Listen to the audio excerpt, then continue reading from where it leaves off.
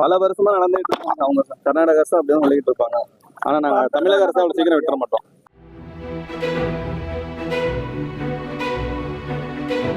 காவிரியில் தமிழகத்திற்குரிய தண்ணீரை பெறுவதற்கான நடவடிக்கைகளில் தமிழகம் ஈடுபட்டுள்ளதாக வேளாண்மை துறை அமைச்சர் வினோத் தெரிவித்தார்.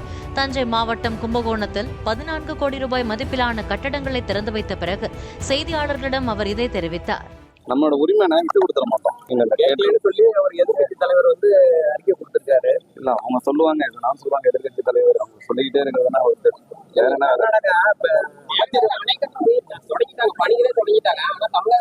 அதுக்கான முயற்சிகள் எடுத்து வந்துட்டு இருக்காங்க. பல வருஷமா நடந்துட்டு இருக்காங்க. அவங்க கர்நாடக அரசு அப்படியே சொல்லிட்டு இருப்பாங்க. ஆனா நாங்க தமிழக அரசு அவ்வளவு சீக்கிரம் விட்டுற மாட்டோம்.